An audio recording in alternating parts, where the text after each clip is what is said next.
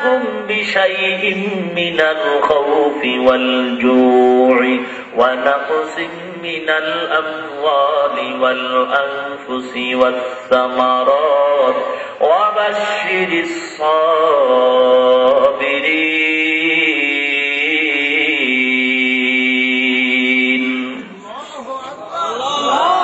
আল্লাহ পাক বলেন, আমি অবশ্যই অবশ্যই অবশ্যই বান্দাদেরকে পরীক্ষা করবই করব। কি দিয়ে পরীক্ষা করব?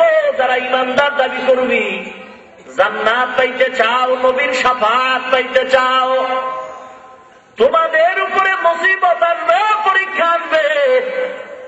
কিসের পরীক্ষা? মিনাল খাউফি, ভয়ের পরীক্ষা, ওয়াল জুই, ক্ষুধা দিয়া পরীক্ষা করব, ওয়া নাকসিম মিনাল আমওয়াল, সম্পদ দিয়া আমি আল্লাহ সম্পদ নিয়ে যাব পরীক্ষা, ওয়াল আনফুসি, জীবনের পরীক্ষা। ইসলামী পতাকা উড্ডীন করতে গেলে তোমার জীবন থাকবে না। জীবন যদি বাঁচাইতে চাও তো ইসলামের পতাকা উঠবে না। নবীর ইজ্জত রক্ষা যদি করতে চাও তো জেলখানায় যাওয়া লাগবে, কষ্ট মার খাওয়া লাগবে। ইমানকে যদি মজবুত করতে চাও, নবীর যদি আদরের উম্মত হতে চাও, নবীর ইজ্জত রক্ষার জন্য যদি তুমি বাঁচাইতে চাও, তোমার এখন পরীক্ষা। জীবন বাঁচাইতে গেলে নবীর ইজ্জত বাঁচবে না, আর যদি নবীর ইজ্জত বাঁচাইতে চাও তো জীবন তোমার বাঁচবে না। এই মুহূর্তে তোমার জীবনের পরীক্ষায় পাশ করা লাগবে। আমার জীবনটাও যদি চলে যায়, আমার রক্তের উপরে সমস্ত বেঈমান গোসল করতে থাকবে, কিন্তু রক্ত দিয়া আমি চাই আমার রক্তের এই রংটা দিয়া আমার নবীর ইজ্জত যেন লাল হয়ে দুনিয়াতে থাকে। মুসলমান আল্লাহর গোলাম, ওয়া নাকসিম মিনাল আমওয়ালি ওয়াল আনফুসি ওয়াস সামারাত, ফসল দিয়ে আমি আল্লাহ পরীক্ষা করব। ক্ষেতের মাধ্যমে আমি আল্লাহ ফসল বাড়াবো, আবার নিয়ে যাব। ওয়াবাশশিরিস সাবিরিন, যারা ধৈর্য ধারণ করবা তারাই সফল কাম মানি তারা জান্নাতি। ইন্না ফি যালিকা লাআয়াতিন লিকুল্লি সাব্বারিন শাকুর, ধৈর্য ধারণকারী আমি আল্লাহর দরবারে অত্যন্ত প্রিয়। এই মুসিবত তোমাদের উপর আসবে, পরীক্ষা আসবে।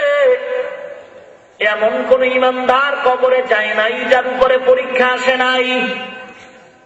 পরীক্ষা আসার কোয়ালিটি, ইমানদার যত পাকা পরীক্ষা তার তত কঠিন। নবীদের পরীক্ষা এত কঠিন,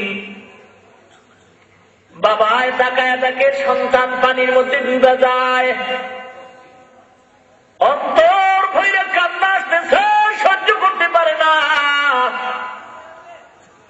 ডাক দিয়ে সন্তান আয় আমার কাছে আয়, আমি একটা নিরাপদ নৌকায় বসে আছি, তুইও নৌকার ভিতর।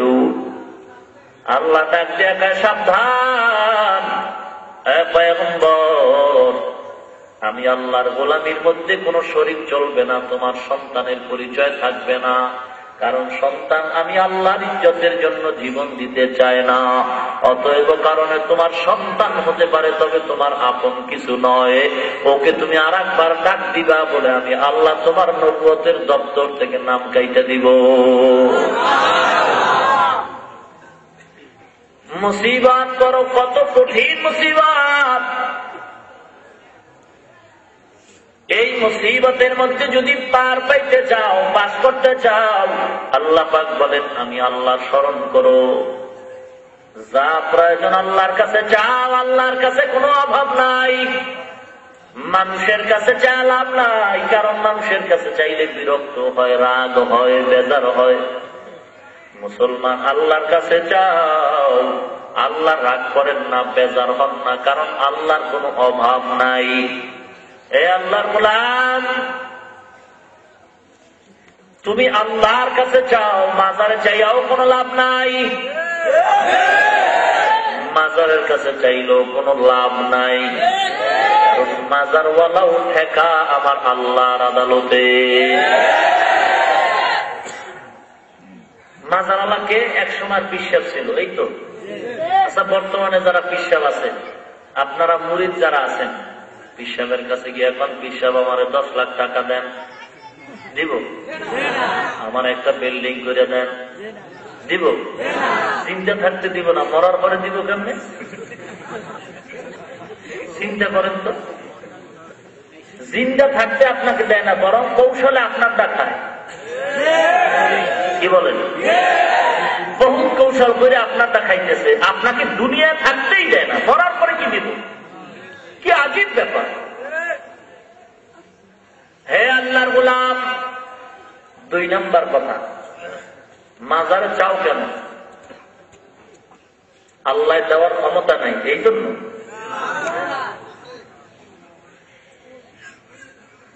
আগে দিতে পারতেন, এখন কিছু কিছু পারেন। আল্লাহ দুর্বল হয়ে গেছেন, এই জন্য মাজারে চাও। যদি জবাব দাও না না আল্লাহ দুর্বল নন, আল্লাহ এখনো সবল, আল্লাহ কিয়ামত পর্যন্ত হুয়াল হাইয়ুল কাইয়ুম, আল্লাহর কোনো অভাব নাই, লয় নাই, ক্ষয় নাই। আল্লাহ আগে যেমন দিছেন এখনো তেমন দেওয়ার জন্য আছেন। আল্লাহ যদি কোনো দেওয়ার ক্ষমতার তুচ্ছ না থাকে, কোনো কমতি না থাকে, আল্লাহ যদি দুর্বলতা না থাকে, দেওয়ার ক্ষমতাই থাকে, সব সময় দেওয়ার ক্ষমতা আছে না? মাঝে মাঝে, সব সময়। মানুষের জীবনের যত প্রয়োজন সব নাকি আংশিক? সব। তাহলে কেন চাও? আল্লাহ দুর্বল না, তো চাও কেন? আল্লাহর কাছে চাও না কেন? বলো আল্লাহ দিতে পারেন, দুর্বল না, এরপরও চাও না কেন? আল্লাহকে পছন্দ হয় না? আল্লাহকে যদি পছন্দ হইতো তাহলে কেন চাও না? তুমি বলো দুর্বল না, আল্লাহকে পছন্দ হয়তো আল্লাহর কাছে কেন চাও না? মাজারে চাওয়ার অর্থ হলো হয়তো আল্লাহ দুর্বল, নয়তো তোমার আল্লাহকে পছন্দ হয় না। 2টা জবাব ছাড়া দ্বিতীয় কোনো জবাব তোমার কাছে আর নাই। ও মুসলমান ইমানদার, আল্লাহর কাছে না চাইয়া কেন মাজারে চাও? হয়তো আল্লাহ দুর্বল, নয়তো তোমাকে আল্লাহর পছন্দ হয় না, এই জন্য তুমি আল্লাহর কাছে চাও না। মুসলমান ইমানদার, মাজারওয়ালার কাছে যত চাও, মাজারওয়ালা দেওয়ার ক্ষমতা নাই। মাজারওয়ালাকে যা দিছেন তাও আমার আল্লাহ দিছে। তুমি আল্লাহর কাছে চাও। নবীজি সবার উপরে যার মর্যাদা, তিনিও আল্লাহর কাছে চাইছেন। তোমার চাইতে অসুবিধা কি? এই বেয়াদব, নবী যদি চাইতে পারেন, তোর চাইতে অসুবিধা কি? আল্লাহ দিতে পারেন না? দিতে পারলে চাও না কেন? পছন্দ হয় না? তোর যদি আল্লাহকে পছন্দ না হয়, আল্লাহ জমিন সার বদমাই, আল্লাহ জমিন থেকে ভেঙে যাও।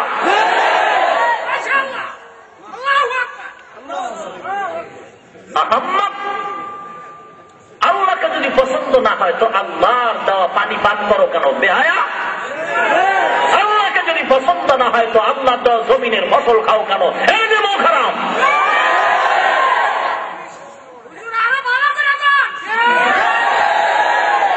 हकीकत से दुनिया बेखबर है, दुनिया की नुमाइश पर नजर है, नमी गुयाम के आज दुनिया। আপনারা হাসেন, লোকটা মুশরিক হইতেছে, শিরিক করতেছে, আপনারা হাসতেছেন। কান্না দরকার, আল্লাহর কাছে দোয়া করা দরকার, হাসি তামাশার কিছু নয়। আমার চোখের সামনে লোকটা শিরিক করতেছে, জাহান্নামে যাইতেছে, আমার দায়িত্ব পায়ে হাত দিয়ে হলো দূরে রাখা।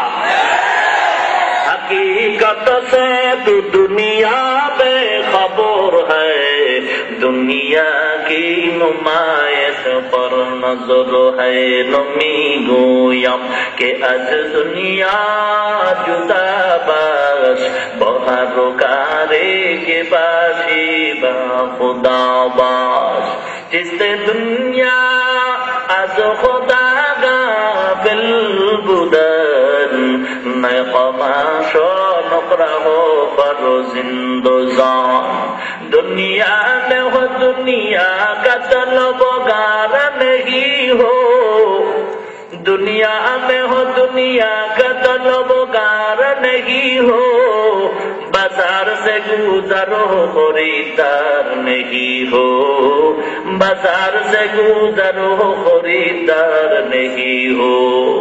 आए बंदाए खुदा चाहो गर उनकी मुलाकात, जल्दी से आ बैठे सुनो हजरत की नसीहत। मकबूल तू है शाद है कबिल तू बहुत है, आईना के मानिंदे तू नहीं दिल तू बहुत है, आईना के मानिंदे तू नहीं दिल तू बहुत है। ईमानदार अल्लाहर गुलाम, আল্লাহর কাছে চাও, আল্লাহর কাছে কোনো জিনিসের অভাব নাই। পাহাড় পরিমাণও যদি মুসিবত তোমাদের সামনে আসবে, আশাটাই ইমানদারের পরিচয়। মুসিবত আসবে বান্দা, এটা আমি আল্লাহর ওয়াদা। আমি অবশ্যই ইমানদারদের পরীক্ষা করব।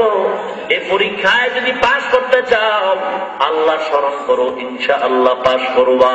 তবে ডাইরেক্ট স্মরণ করা নয়, দুইটা জিনিসের মাধ্যমে স্মরণ করবা। ইস্তাঈনু বিসসাবরি ওয়াস সালাহ। এক নম্বরে ধৈর্য, দুই নম্বরে হলো নামাজ। এই দুইটা জিনিসের মাধ্যমে আল্লাহকে স্মরণ করো।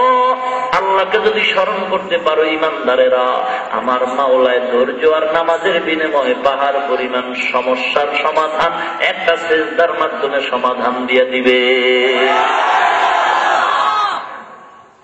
সমাধান কে করবে? কথা বল। বিপদ আসবে, সমাধান করবেন কে? নবীদের উপরে বিপদ আসছে না? সমাধান কে করছেন? তারা কি আল্লাহর কাছে স্মরণ করছেন না? আল্লাহর কাছে চাইছেন না? আল্লাহ পাক দিছেন নাকি কৃপণতা করছেন? হাজার হাজার মুসিবত। পয়গম্বর কালেমার কথা কয়, শিরিক গুনাহ থেকে, মূর্তি পূজার থেকে মানুষকে বিরত রাখার জন্য মানুষকে বুঝায়, কিন্তু বুঝতে চায় না, উল্টা দিকে বুঝায়। পয়গম্বরের এত সম্মান, কিন্তু পয়গম্বরের পিছনে তার আপন শত্রু চাচারা লেগে গেল। কি অপরাধ, কি অপরাধ? কোন অপরাধ নাই, একটাই অপরাধ, পয়গম্বর কেন আমাদের ধর্মের বিরুদ্ধে কথা কয়? কি অপরাধ? পয়গম্বর কি যেন মন্ত্র পড়ায় পড়ায় মানুষের তার দলে নিয়ে যায়। মুসলমান ইমানদারেরা, আল্লাহর পরীক্ষায় যদি পাস করতে চাও, তাহলে দুইটা জিনিসের বিনিময়ে আল্লাহর শরণাপন্ন হও। এক নম্বরে ধৈর্য, দুই নম্বরে হলো নামাজ। আমাদের মধ্যে নাই ধৈর্য, নাই নামাজ। ধৈর্য নাই, নামাজও নাই। ধৈর্যের মানে কি? ধৈর্যের মানে কি? একজনে ইসলামের বিরুদ্ধে কথা বলবে, কিছু বলবো না, ধৈর্য ধারণ করবো, এটার নাম কি ধৈর্য? না না, মুসলমান আল্লাহর গোলাম, চুপ করে থাকলে চলবে না। যদি লোকটা বুঝের হয়, বুঝাবার চেষ্টা করতে হবে। আল্লাহর গোলাম, এখন আমাদের অস্ত্র হলো ধৈর্য আর নামাজ। এই অস্ত্র দিয়া মানুষ যদি সামনে আগায়, বেঈমানদের সামনে মুসলমান বিজয়ী হবে। কোন অস্ত্র লাগবে না, কোন ছুরি লাগবে না, তরবারি লাগবে না। মুসলমানের অস্ত্র হবে ধৈর্য আর নামাজ। 360 আউলিয়া নিয়ে সিলেটের জমিনটারে বিজয় করলেন, তরবারি দিচ্ছেন শুধু আজান। সিলেটের শাহজালাল রহমাতুল্লাহ আলাইহি আজানের অস্ত্র দিয়া গৌর গোবিন্দের পতন ঘটাইছেন। হে মুসলমান, 360 আউলিয়া। আজকে তো বাংলাদেশে 360 আউলিয়া না, আজকে তো 360 মুসলমান নয়, আজকে লক্ষ লক্ষ লক্ষ কোটি কোটি কোটি কোটি মুসলমান। টুপিওয়ালার অভাব নাই, মাদ্রাসার অভাব নাই, মসজিদের অভাব নাই। এত আলেম, এত উলামা, এত ইমাম, এত মুক্তাদি, এত মাদ্রাসা, এত মসজিদ, এত মুসল্লি। জুমার দিন মসজিদ যত বাড়ে, মানুষও বাড়ে। মসজিদের তালাও বাড়ে, মানুষ বাড়ে, জায়গা হয় না, রাস্তা ফিলাপ হয়ে যায়। এত লোক এত লোক এত ওয়াজ, তুলনামূলক তাবলীগ বাড়ে, লোকও বাড়ে, ওয়াজও বাড়ে, লোকও বাড়তেছে, জায়গা হয় না, জায়গা হয় না। এ মুসলমান ইমানদার, 360 আউলিয়া নয়, আজকে লক্ষ লক্ষ লক্ষ লক্ষ মুসলমানের সামনে আমার আপনার সকল মাখলুকাতের শ্রেষ্ঠ পয়গম্বর, ওই পয়গম্বর সম্পর্কে কটূক্তি করা হয়। পয়গম্বর সম্পর্কে একদল বেঈমান বলতেছে পয়গম্বরের দাড়ি মোবারক নাকি ছাগলের দাড়ির মতো ছিল। একদল বেঈমানেরা কয় পয়গম্বর নাকি দুনিয়ার সবচেয়ে বড় লোভী ছিল, লোভ সামলাইতে না পারিয়া, পয়গম্বরের লোভ কন্ট্রোল করতে না পারে নবীজি একাধিক বিবাহ করে যৌবনের চাহিদা পূরণ করেছে। মুসলমান ইমানদার, নাউযুবিল্লাহ বললেই তো ইমানের হক আদায় হবে না, জীবনের মায়া ত্যাগ করে দাও। মুসলমানের জমিনটা মুসলমানের জমিন, এই জমিনটা, এই দেশটা মুসলমানের দেশ, জমিনটা বড় পবিত্র জমিন, এই জমিনটার মধ্যে কোনো অপরাধীর জায়গা না।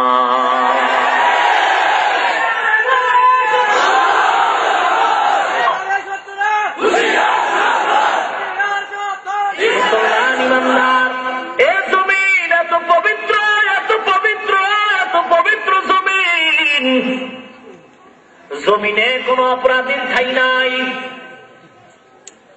এ জমিনে অপরাধীর কোন ঠাই নাই। মুসলমান ভাই, দলাদলি থাকতে পারে, তরিকার ভেদাভেদ থাকতে পারে, না দুনিয়ার লাইনে আপনি এক দল করেন, আমি ভিন্ন দল করি, আপনি একজন পীরের মুরিদ, আমি ভিন্ন পীরের মুরিদ, এ নিয়ে আপনার সাথে আমার সাথে একটু দূরত্ব থাকা স্বাভাবিক, কিন্তু থাকা উচিত না।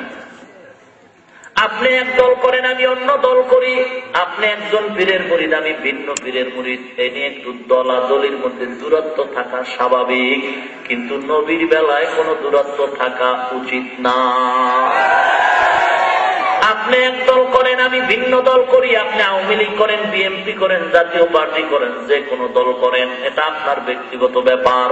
আপনি একজন পীরের মুরিদ হন, আমি ভিন্ন পীরের মুরিদ, এটা ব্যক্তিগত ব্যাপার, কিন্তু দল নিয়ে ভেদাভেদ থাকতে পারে, তরিকা নিয়ে ভেদাভেদ থাকতে পারে, পয়গম্বর নিয়ে কোনো ভেদাভেদ নাই। নবী নিয়ে যারা ভেদাভেদ করে তারা সবাই হলো বেঈমান। নবী নিয়ে কোনো ভেদাভেদ নাই, নবীর বেলার সকলের এক কাতারে আসতে হবে, কে কোন দল করে জানার দরকার নাই। যদি নবীর উম্মত হয়ে থাকো, নবীর আন্দোলনে শরীক হও। নবীর উম্মত যদি হয়ে থাকো, নবীর ইজ্জত রক্ষার আন্দোলনে এক হও। রবিউল আউয়াল মাস পাইয়া আশিক রাসূলের স্লোগান দিয়া, ঈদে মিলাদুন নবীর স্লোগান দিয়া চুপ করে ঘুমাইবা। এরে নবীর মোহাব্বত তো শুধু রবিউল আউয়ালে নয়, নবীর উপরে যখনই আঘাত আসবে তখনই ইমানদারের হুঙ্কার শুরু হয়ে যাবে। নবীর ইজ্জতের রক্ষার জন্য যখন জীবন দেওয়া লাগে তখনই দেওয়া লাগবে। এরে বউ লইয়া ঘুমাইছো, এমন সময় কানে আওয়াজ আইছে, নবীরে গালি দিছে, ওরে বউরে গুল্লি মাইরা নবীর ইজ্জত রক্ষায় তাড়াতাড়ি হানজালার মতো রাস্তায় দৌড় মারতে হবে। 40 বছর পরে, 40 বছর পরে, 40 বছর পর এই জমিনের মধ্যে, 40 বছর পর স্বাধীনতা যুদ্ধের বিরুদ্ধে আন্দোলন করেছে, অবস্থান নিয়েছে। বাংলাদেশের মানচিত্রে তাদেরকে যুদ্ধ অপরাধী বলে আসামির কাজ করে দাঁড় করাইছে। এ মুসলমান, কি প্রমাণ, কি প্রমাণ, কি প্রমাণ? জমিনটা পবিত্র, এ জমিনে কোনো অপরাধীর ঠাই নাই। কেমনে ঠাই নাই? 40 বছর পরে টের পাওয়া যায়। 40 বছর পর দেশের বিরুদ্ধে যারা অবস্থান নিয়েছে, সঠিক তদন্তের মাধ্যমে বিচার হোক, এটা সকলেই চায়। তবে এটা একটা red signal, red signal, red signal.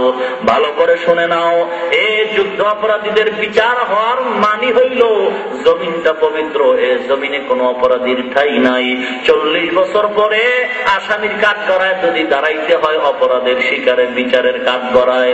অপেক্ষায় থাকো বাবা, যারা কোরআনের বিরুদ্ধে কথা বলতেছো, টাকার গরমে, ক্ষমতার গরমে, আল্লাহর আদালতে তোমরা সকলেই কিন্তু ধর্ম অপরাধী। যারা আজকে মাদ্রাসার বিরুদ্ধে কথা বলতেছে, যারা আমার নবীর বিরুদ্ধে লেখালেখি করে কথা বলতেছে, সবাই কিন্তু আল্লাহর আদালতে ধর্ম অপরাধী।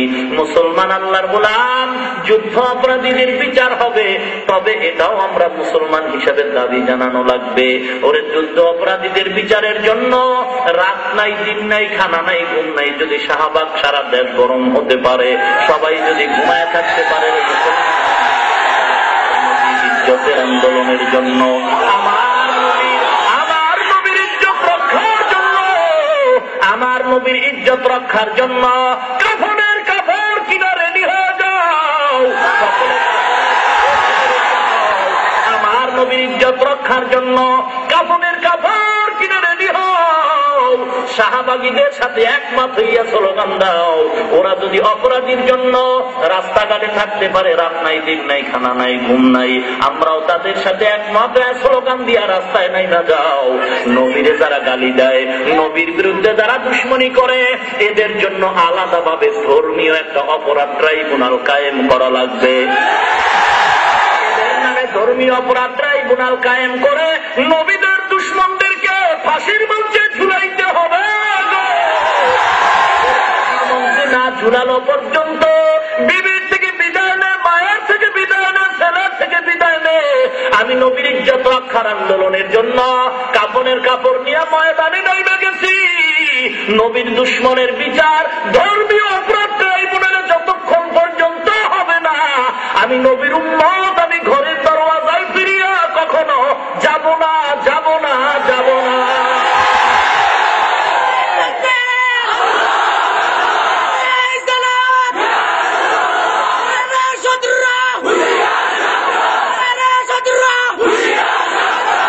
মুসলমান ইমানদার, আল্লাহর নবীর দুশ্মনের বিচারের জন্য কি রাত রাস্তায় কাটাইতে পারবো না? আল্লাহর নবীর দুশ্মনের বিচারের দাবিতে কি খানা বন্ধ করা যাবে না? সাহায্য করবেন আল্লাহ। অস্ত্র দুইটা রেডি রাখো, ধৈর্য আর নামাজ। কোন তরবারি লাগবে না। এইটা যারা কয় যে ট্রেনিং লাগবে, তরবারি লাগবে, ওরাও মুনাফিক, ইহুদির দালাল। কিচ্ছু লাগবে না, নামাজ আর ধৈর্যের অস্ত্র ঠিক কর। রাস্তায় নামবি, বেঈমান অস্ত্র নিয়ে আইব, খাবা মাইরা অস্ত্রটা হাতে নিবি, বলবি শক্তি পামু করি, ফিরিস্তা আইসা সহযোগিতা করবো।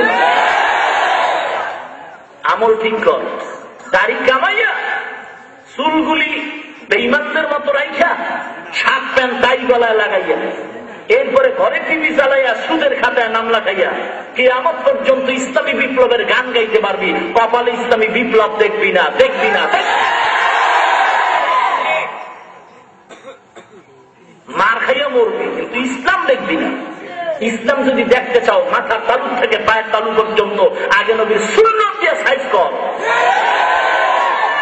কোন অস্ত্র লাগবে না। আল্লাহ সবাইকে বুঝার তৌফিক দান করুন। রাগ করেন। নবীর ইজ্জত রক্ষার আন্দোলনে যারা নাই, ওরা নবীর উম্মতের কাতারেও নাই। নবীর ইজ্জতের বিরুদ্ধে আল্লাহ না করুন যদি আমার আব্বাও পায়, ওটাও বেঈমান। আল্লাহ না করুন আমার বিশ্বাস কইলেও বেঈমান, আমার নেতা কইলেও বেঈমান। নবী নিয়ে কোনো ভেদাভেদ নাই, দল নিয়ে ভেদাভেদ থাকতে পারে, নবী নিয়ে কোনো ভেদাভেদ নাই, ঠিক কিনা? এক কাতারে আসতে হবে। কাউকে দুশ্মন ভাবার সুযোগ নাই। যে নবীর উম্মত সেই আমাদের আপন। নবীর উম্মত যারা, তাদের সাথে কোনো দুশ্মনী নাই। নবীর উম্মত যারা না, তাদের সাথে কোনো আপোষ নাই। ক্লিয়ার কথা। যারা নবীর উম্মত দাবি করবেন, সে যে দল করুক, নবীর উম্মত দাবি করলে তাদের সাথে দুশ্মনী নাই। যারা নবীর উম্মত দাবি করবে না, তাদের সাথে আপোষ নাই। বলবেন তাহলে নবীর উম্মত দাবি করে সুদ খায়, ঘুষ খায়, বেপরদায় চলে। আমি বলবো যদি সে নবীর উম্মত দাবি করে, তার দুশ্মন ভাইবা দূরে সরাইলে কিন্তু সে কোনোদিন দিনের পথে আসবে না। বরং তারে আরো কাছে চাইটা বুকে লাগাও, ইখলাসের বয়ান শুনাইতে থাকো, আল্লাহর কাছে দোয়া করতে থাকো। আজ হোক কাল হোক একদিনই আল্লাহর গোলাম ইনশাআল্লাহ আমলওয়ালা হয়ে যাবে। আওয়ামী লীগ করে লোকটা, সুদ খাইতো, পিসাবের দরবারে গিয়া বয়ান শুই না কান্নাকাটি করে এখন দাঁড়িয়ে রাখছে, নামাজ পড়ে পর্দা করে নাই? কথা বলুন।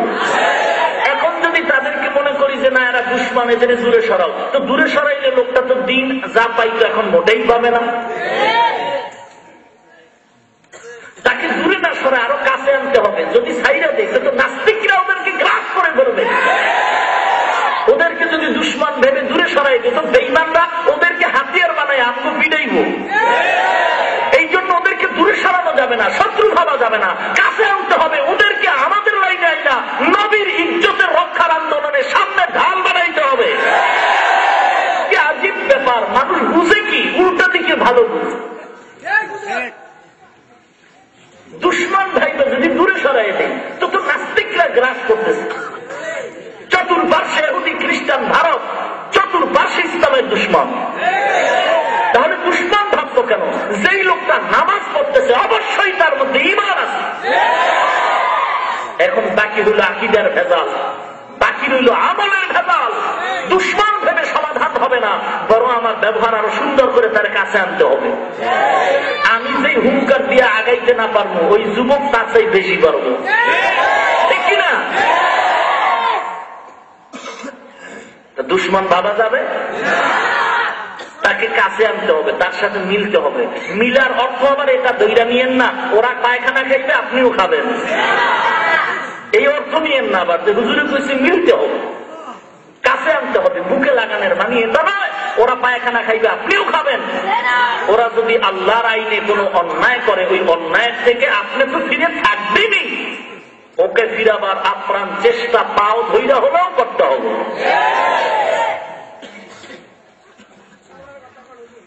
আল্লাহ ইয়া আইয়ুহাল্লাযীনা আমানু ইসতাঈনু বিস-সাবরি ওয়াস-সালাহ ইন্নাল্লাহা মা'আস-সাবিরিন। হে ঈমানদারেরা, আল্লাহর শরণাপন্ন হও ধৈর্য আর নামাজের মাধ্যমে। যুবক বয়ান শুনছে, বয়ান শুনে মনটা নরম হয়ে গেছে। মনে জীবনে বহু আশা ছিল, অনেকটাই পূরণ হয়ে গেছে। রাস্তায় নাই দেখছে নাচ গান হয়, মনে চাইছে একটু নাচ গান আমিও শুনবো করবো, আশা পূরণ হয়ে গেছে। মনে একদিন আশা করছে সিনেমায় যাবে, তাও পূরণ হয়ে গেছে। মনে মনে একদিন আশা করছে মদের বোতলটা কেমন একটু টান মেরে দেখি, তাও পূরণ হয়ে গেছে। মনে মনে যুবক আশা করছে পিড়ির মধ্যে কি মজা, টান মেরে দেখি, তাও পূরণ হয়ে গেছে। পূরণ হয় আশা পূরণ কইরা আজকে ওয়াজের প্যান্ডেলে বৈশা হঠাৎ করে মন ঘুরে গেছে। জীবনের মানুষের বহু আশা থাকে, আমার আশা তো কম করলাম না, পূরণ তো হয়ে গেল। আজকে থেকে আমি তওবা করে নিলাম, আল্লাহ ওয়ালার বয়ান শুনে আমার মনটা স্থির হয়ে গেছে। আর আমি আল্লাহকে ভুলবো না, অন্যায় কাজ করব না। আজকে থেকে আমি আল্লাহ ওয়ালার পরামর্শে জীবনটারে সুন্দর করে নিব। যেই মানুষগুলি হক পীরের দরবারে গিয়া আমলওয়ালা হয়, তাবলীগের মাধ্যমে আমলওয়ালা হয়। আগে নামাজ পড়তো না, তাবলীগে গিয়া লোকটা নামাজ পড়তেছে। আগে রোজা রাখতো না, তাবলীগে যাওয়ার কারণে সে রোজা রাখতেছে। আগে পর্দা করতো না, তাবলীগে যাওয়ার কারণে পর্দা করতেছে। কি প্রমাণ? লোকটা খারাপ ছিল, ভালো হয়েছে। কথা বলে, লোকটা আগে পর্দা করতো না, পীরের দরবারে বয়ান শুই না পর্দাওয়ালা হয়েছে। লোকটা দাড়ি রাখতো না, পীরের দরবারে গিয়ে এখন দাড়ি রাখছে। প্রমাণ কি? খারাপ ছিল, ভালো হয়েছে। এই ভালো জিনিসটা কেমনে হইল? তাবলীগের সংস্পর্শে ভালো কেমনে হইল? বলে হক্কানি পীর মাশায়েখের ছোঁয়া লাগছে। তাহলে এই জিনিসটাই, এই পুরো পদ্ধতিটাই ভালো। যেহেতু ওই মেডিসিন পাইলেই লোকটা ভালো হয়, খারাপ লোক ভালো হয়, এই মেডিসিন তাবলীগ, এই মেডিসিন হক্কানি পীর। যেহেতু এই পদ্ধতিটা ভালো, এগুলি সব ভালো। এগুলির যারা খারাপ পায় মূলত তারা নিজেরাই খারাপ।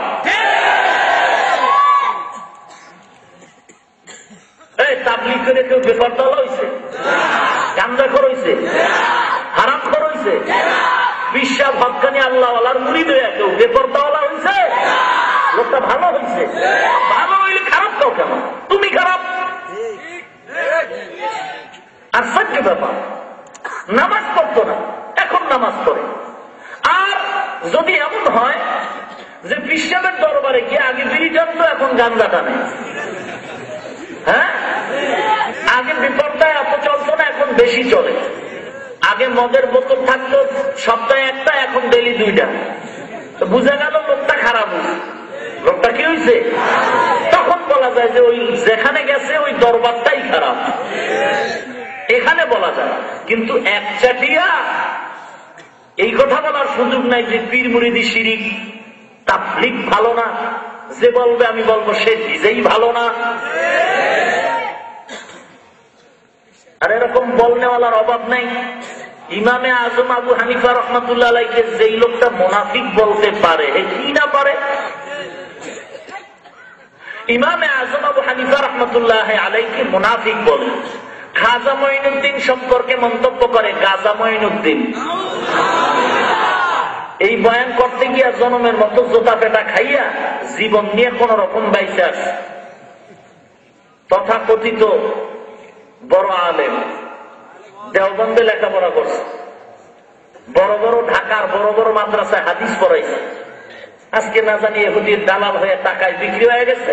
এখন পীর মুরিদি হারাম, মাযহাব ভালো না, ইমাম টিমাম লাগে না, ইমাম আবু হানিফা একটা মুনাফিক, এরকম ফতোয়া দিতেছে জুতা পেটা খাইয়া। এরপরে আসছে 30শে জানুয়ারি, পত্রিকার নাম মানব জমিন, পৃষ্ঠা নাম্বার 6। কি বিধান খাইল যদি মনে চায় খুলে দেখেন।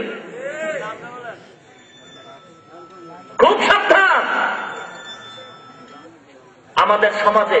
হ্যাঁ, অন্যায় নাই এমন কেউ দাবি করতে পারবে না। যেই অন্যায়টা আছে ওইটাকে তুলে ধরো। তাও কোথায়? মাইকে না, জনগণের সামনে নয়। যে করে তার কাছে যাও, তাকে সংশোধন করার চেষ্টা করো। অন্যায় নাই, ভুল নাই এমন না, কম বেশি অবশ্যই আছে।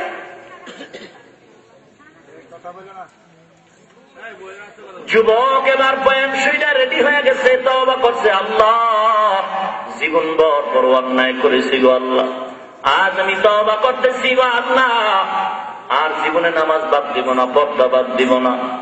যুবক এবার আল্লাহ ওয়ালার সাথে সম্পর্ক লাগাই দিছে। বয়ান শুনছে, 2টা অস্ত্র রেডি রাখবে। 1 নম্বরে ধৈর্য, 2 নম্বরে নামাজ। আল্লাহ ওয়ালার বয়ান শুনে 2টা অস্ত্র রেডি করতেছে। নামাজ বাদ দেয় না, ধৈর্য বাদ দেয় না। যুবকের যৌবন বাড়তেছে, বিবাহের খাহেজ বাড়তেছে, কিন্তু গরিব, টাকা নাই, বাড়ি নাই, ঘর নাই, অসহায়। আল্লাহ দরবারে নামাজ পড়ে দোয়া করে, আল্লাহ আমি যৌবনের পরীক্ষায় নামছি গো আল্লাহ, আমার যৌবন অকাতরে চলছে, টাকা নাই, বাড়ি নাই, আমার বিবাহের দরকার, নবীর সুন্নাত। আয় আল্লাহ, তুমি আমাকে একটা নেককার বিবির ব্যবস্থা করে দাও।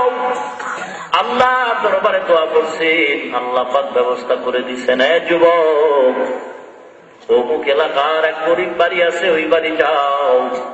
ওই বাড়িতে একটা গরিবের ঘরের মেয়ে আছে, নামাজ পর্যন্ত বাদ দেয় না, তারে বিয়ে করে নাও, প্রস্তাব দাও। যুবক চলে গেছেন, বিবাহ হয়ে গেছে। এবার যুবক নিয়ত করেছে, পর্দা রক্ষার জন্য যদি আমার বিবি নিয়ে বাঁচতে চাই, জঙ্গলের বাড়ি ছাড়া এলাকার বাড়ি আর যথেষ্ট নয়। মুসলমান যুবক ভাই, অন্তরের সব কিছু মুছা দাও। যুবক এবার বিবি নিয়ে জঙ্গলা দিয়ে রওনা হয়।